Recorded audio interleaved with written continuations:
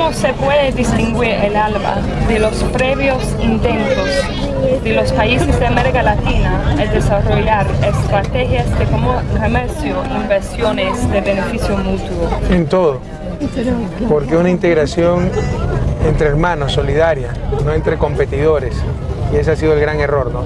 La integración que hemos buscado, sobre todo en los últimos años, se ha orientado al comercio, a tener mercados más grandes y a competir entre nosotros. En el ALBA no se habla de competencia, se habla de acciones coordinadas, se habla de integración energética, financiera, incluso defensa, pero coordinación, no competencia.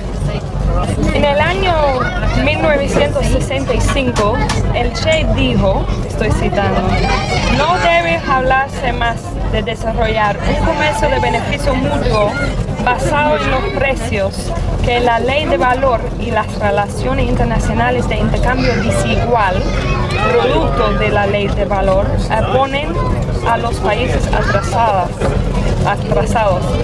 Tenemos que preparar las condiciones para que nuestros hermanos entren directa y conscientemente en la ruta de la abolición definitiva de la explotación. Fin de cita. ¿Cómo el comercio dentro del ALBA y la formación de las empresas transnacionales pueden lograr eso? Limitando intercambios comerciales basados en las ganancias, especialmente dado que, con la excepción de Cuba, los medios de producción en los países de ALBA son principalmente en manos privadas. Sí, es difícil, y la cuestión del valor tal vez es la cuestión más difícil y compleja de la economía y del problema económico. Es cierto, es muy difícil obviar cuestiones de precios monetarios cuando gran parte de los medios de producción están en manos privadas. Pero con el ALBA sí estamos experimentando otras formas de intercambio, no necesariamente basado en precios de mercado, sino en compensaciones mutuas, en colaboración, etc. Y en empresas binacionales, ¿no? Por ejemplo, estamos hablando de siderúrgicas.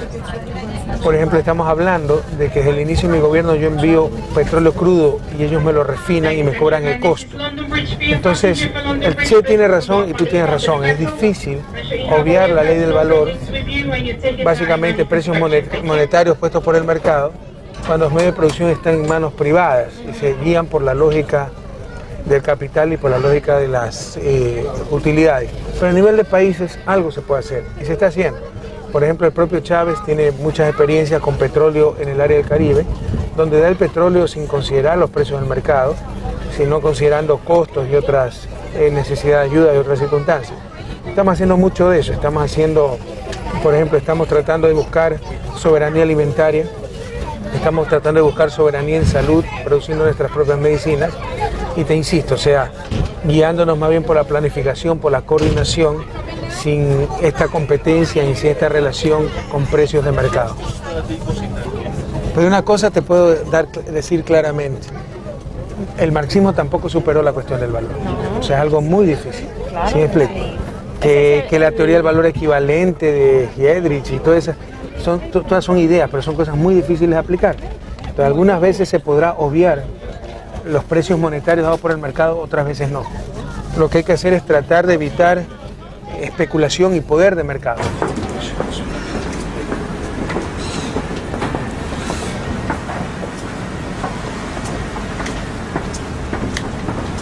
Porque, por ejemplo, el plan de destrucción de la tierra, cuando estaba anunciado, el ministro de Agricultura de Ecuador dijo que la tierra no se considera, estoy citando, como una mercancía. Eso es lo importante.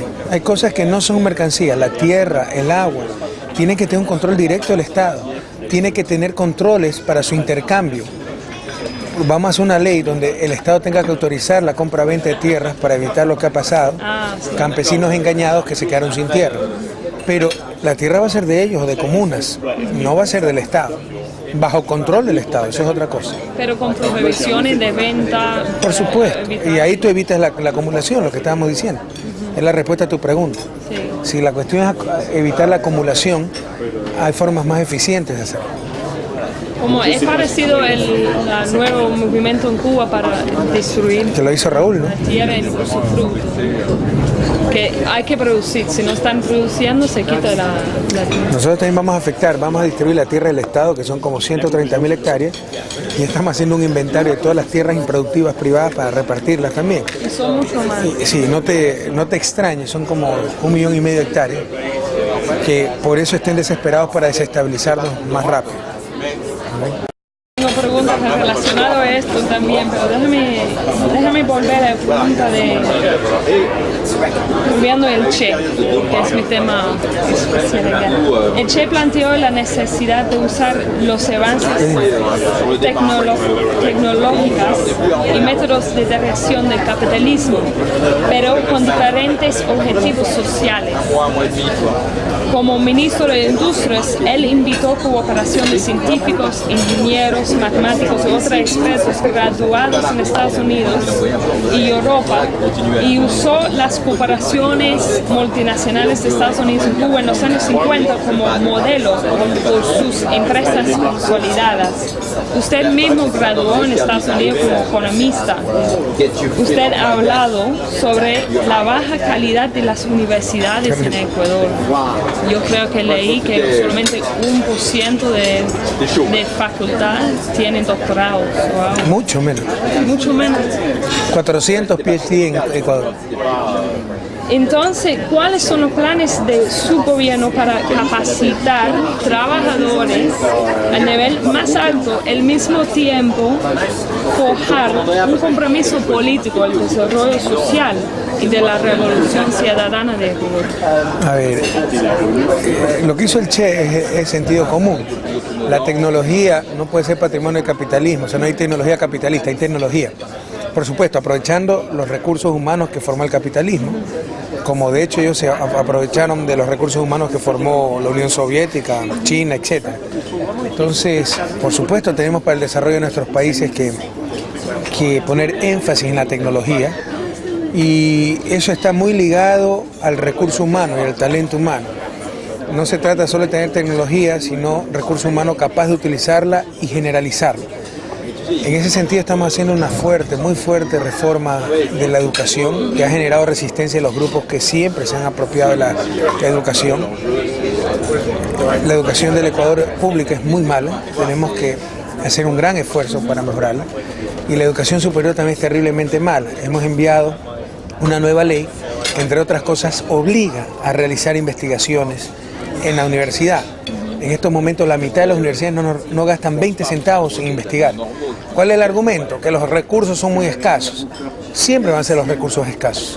Cuba tiene escasos recursos para esa investigación. Pero, por ejemplo, esas universidades hicieron extensiones muy costosas en lugar de orientar la plata a la investigación. Entonces, sí tenemos fuertes programas de mejora de educación, la nueva ley de educación superior y programas de beca para que la gente se vaya a capacitar a otros países, y claras políticas de ciencia y tecnología, aún con pocos recursos, pero mucho más que en años pasados, y ya una política clara.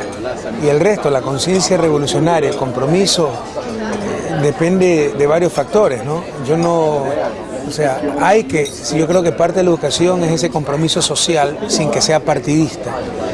Y creo que también depende mucho de los dirigentes, ¿no? Yo creo que la gente, cuando vea, como lo está viendo, el entusiasmo, el deseo real de cambio en el país, se solidariza con ese deseo de cambio. Y los futuros profesionales, que además ese cambio les permitió formarse, van a tener esa conciencia revolucionaria, esa conciencia de cambio. Mucho de eso pasó en Cuba, ¿no? El ejemplo de Fidel. Yo no me creo ningún ejemplo, pero esta dinámica que está viendo la sociedad ecuatoriana, creemos y las oportunidades que se están abriendo para todos estos nuevos profesionales que ganan becas, que se van a preparar al exterior, hará que tengan esa conciencia revolucionaria. Sin embargo, tú tienes probablemente razón en que tenemos que trabajar mucho más directamente allá. Nos falta estructura en el movimiento país, nos falta consolidación, y ese es el gran desafío tal vez que tenemos, ¿no? Porque el problema es, necesitan los especialistas hoy y mañana, y lleva tiempo a capacitar. Ya estamos capacitando. Pero lo que tú me decías, la conciencia revolucionaria, eso es más difícil de lograr. Sí tenemos escuelas de formación política, pero eso ya depende del movimiento país y todavía falta consolidar mucho aquello. Próxima pregunta, sobre el Sucre, me interesa mucho. Ya está todo listo. Ya está todo listo. Es muy fácil. Yo sé que en mitad de noviembre va a estar otro. Es muy fácil, ya van a empezar operaciones piloto de prueba. Es un sistema de compensación.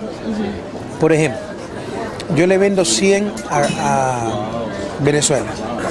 Venezuela me vende 75 a mí. Yo tengo que darle, Venezuela tiene en términos netos que darme 25. Entonces, ¿qué es lo que se va a hacer? Se hace electrónicamente esas transacciones. Venezuela le cobra los 100 a sus importadores en moneda nacional. Paga 75 a los venezolanos que vendieron a Ecuador y le queda 25, que es lo que me tiene que dar de gobierno a gobierno, ahí sí en moneda internacional, dólar, o una moneda electrónica que podemos crear.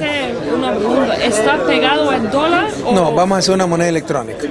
Ya, pero por eso falta un poquito más. ¿Cómo se determina el valor? Si ese intercambio está, como decimos, igual, ese cambio de petróleo por los médicos, para médicos, no va a funcionar. Es comercio público y privado.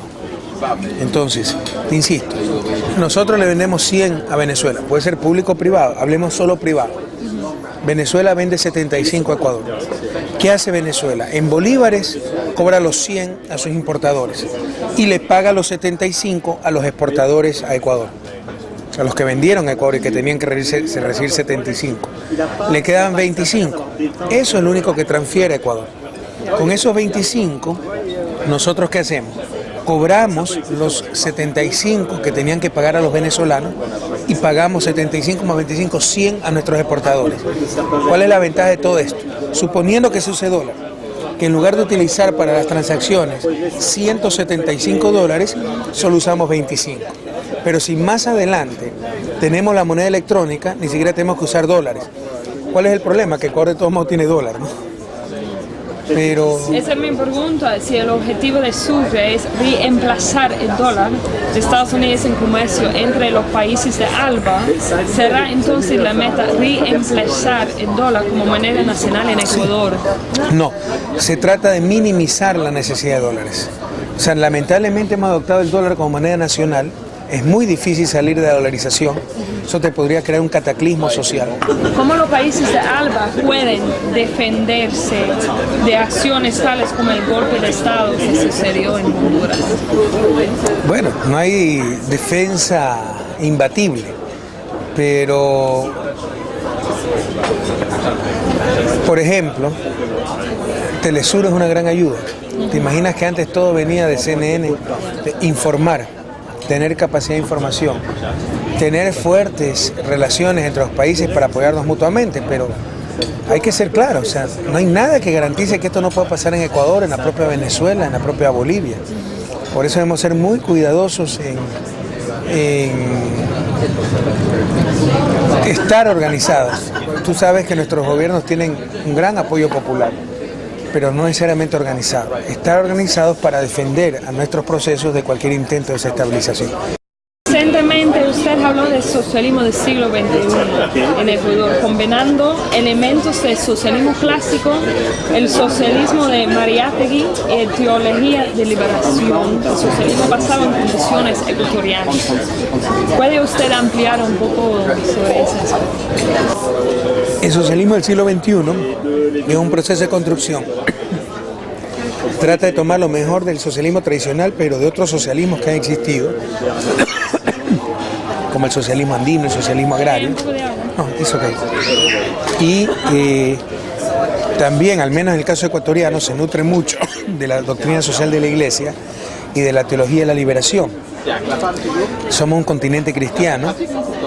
En Cuba, por ejemplo, y lo reconocen como error y lo rectificaron hace unas décadas, se declaró el Estado ateo cuando la gente era creyente. Eso creó grandes conflictos e impidió, tal vez un poco inútilmente, grandes apoyos, ¿verdad? Porque hubo muchos católicos comprometidos con la revolución, incluso la revolución tuvo capellán, el padre Sardina, ¿no? Entonces, una mucho mejor estrategia y legítima estrategia es orientar esa religión a que sea revolucionaria también. Y eso es lo que hacía la teología de la liberación, ¿no? El mensaje era básicamente, basta ya de esa teología que nos dice, aguanten toda la explotación en vida, porque después de muertos van a tener el reino de los cielos. No, el reino de los cielos hay que hacerlo aquí, es el reino de justicia, hay que luchar contra la injusticia. Entonces en eso se basa el socialismo del siglo XXI, en eso coincide con la doctrina social y la teología de la liberación, en la búsqueda de la justicia social. Y puede en ese intento entrar gente atea, entrar católicos practicantes. Yo soy católico practicante porque no contradice la fe, por el contrario, o sea, la refuerza, ¿no? La búsqueda de la justicia. Entonces también esa es una de las fuentes del socialismo del siglo XXI. Pero precisamente, si esa es una de las fuentes, eso nos obliga a rechazar algunas cosas que son inviables en el siglo XXI e indeseables. Por ejemplo, la lucha de clases y los cambios violentos. Entonces, el socialismo del siglo XXI busca ese cambio a través de los procesos democráticos y de voto, como hemos estado acostumbrados en América Latina, ya no a través de la lucha armada. Hay cosas en que coincidimos con el socialismo tradicional. La primacía del trabajo humano sobre el capital, la necesidad de acción colectiva, la necesidad de planificación, el rol del Estado en la economía, la búsqueda de la justicia en todas sus dimensiones, justicia social, justicia de género, justicia ética, justicia intergeneracional. Pero hay cosas que son inviables e indeseables, te insisto, o sea, la lucha de clases, el propio materialismo dialéctico. Yo sé que eso te va a chocar a ti que eres marxista, ¿verdad? Pero así cualquier intento de explicar procesos tan complejos como el avance de la sociedad humana con leyes simplistas o simples va a ser un fracaso. Así como es un simplismo decir que el motor del avance de la sociedad es el individualismo, haciendo abstracción de la cultura, de la comunidad, etc. También es una simplificación decir que es la lucha de clases, la oposición de fuerzas dentro del sistema productivo. Incluso, ya te digo, por ejemplo, haciendo abstracción de la tecnología. O sea, una revolución tecnológica te puede crear muchos más cambios sociales y en las relaciones de producción que el supuesto materialismo dialéctico, el choque entre dos fuerzas opuestas. Pero no solo eso, o sea, la dialéctica, o sea, se la toma como ley infalible, tesis, antítesis, y surge una síntesis mejor que la anterior. No tiene por qué ser así. Tú puedes tener una tesis que es verdadera, te presenta una antítesis errada, y la antítesis puede derrotar a la tesis, y lo que salga de ahí puede ser peor que la tesis. Esa es la realidad. Lo hemos vivido en América Latina, o sea, proponemos algo que es correcto, nos dicen cualquier tontería en nombre de la democracia, el diálogo, tenemos que unir las dos propuestas y sacar una síntesis, y esa síntesis va a ser peor que lo anterior. Entonces esas cosas hay que superarlas, hay que ser objetivos, no hay que ser románticos en eso. Pero dado lo que pasó, por ejemplo, en Honduras o antes esto en Venezuela, no creo que eso muestra la importancia todavía de la lucha de clases. Porque sí fue un proceso, no fue una revolución armada como la de Cuba, pero sí fue un proceso a través de medidas democráticas. Cuidado, yo estoy muy de acuerdo. El gran desafío, y lo he escrito y lo he dicho, en nuestro país es cambiar la relación de fuerzas y pasar de un Estado capturado por ciertos poderes a un Estado que representa el poder popular. Eso estamos totalmente de acuerdo. Pero de ahí, ese es el primer paso para América Latina, pero de ahí creer que todo se da por ese cambio en la relación de fuerzas, creo que es un error. Hay muchas otras cosas importantes, ¿no? Avance tecnológico, cambios culturales, o sea, cuidado con mitificar a los pobres también. O sea, los pobres tienen muchos valores, pero muchas veces se equivocan también. O sea, no es cierto que las masas, el proletariado siempre tiene razón. Entonces tú conviertes un Estado burgués en un Estado popular, pero no significa que se van a tomar las correctas decisiones. Por ejemplo, América Latina tiene que hacer grandes cambios culturales. Los indígenas, los cuales se mitifican tanto, donde mayor violencia intrafamiliar hay, es en el mundo indígena. Esas cosas no se hablan. Entonces, no es solo transformar las estructuras, es transformar las familias, las personas, transformar la cultura, transformar la tecnología. Hay muchos factores que te generan el avance social. Complicado, ¿eh? ¿Ya? Es un proceso complejo, muy complejo. Bueno, esa es una diferencia. No aceptamos, no es que rechazamos tampoco, pero no es que es fundamental para nosotros el materialismo dialéctico como motor de la sociedad. Eso te llevaba a la lucha de clases, eso te llevaba al cambio violento. Y tal vez el mayor error que cometió el socialismo tradicional, ¿sabes cuál fue? Que no disputó la noción de desarrollo con respecto al capitalismo. Buscaba lo mismo, pero por una vía más rápida y supuestamente más justa. Pero lo mismo. En la Unión Soviética, industrialización, consumo de masa, acumulación. Eso es un error. Es imposible generalizar el modelo de desarrollo occidental. Si todos los chinos alcanzaran el nivel de vida de los londinenses, explota el mundo. Sí. Y nunca presentó el socialismo tradicional una alternativa de noción de desarrollo. Hoy estamos presentando esa alternativa. ¿Okay? ¿Hasta qué punto, en ciertos aspectos has tocado el tema, hasta qué punto podemos decir que Cuba socialista ha sido una inspiración al ALBA con su modelo de desarrollo basado en el bienestar social y su estatus global logrado a través de sus programas internacionalistas en la educación y salud? Cuba tiene grandes cosas y obviamente los que empezaron el ALBA fueron Hugo Chávez y Fidel. Y un gran ejemplo de Cuba es que en su pobreza sabe compartir con todos sus programas internacionales. Cuba es el país con mayor cooperación en función de su Producto Interno Bruto, ¿verdad? Eso es un ejemplo para todos nosotros, lo que no implica que Cuba tenga grandes problemas, pero también es cierto que es imposible juzgar el éxito o fracaso del modelo cubano haciendo abstracción del bloqueo. Un bloqueo que tiene 50 años, Ecuador no aguantaría 5 meses con ese bloqueo. Entonces, por supuesto que parte del ALBA en gran parte es inspiración de las cosas buenas que tiene el modelo cubano, como la solidaridad, el comercio entre pueblos en forma solidaria, no en forma con el fin de lucro, esa cooperación para el desarrollo. Entonces, por supuesto que el ALBA tiene mucho de inspiración de los éxitos del modelo cubano, lo que no significa que no tenga problemas el modelo cubano, tampoco neguemos la realidad, que la empiezan reconociendo Raúl y Fidel, dicho sea de paso. Pero también es cierto que es imposible juzgar el modelo cubano haciendo abstracción del bloqueo. Sí. ¿Okay? Bueno, Sírvete.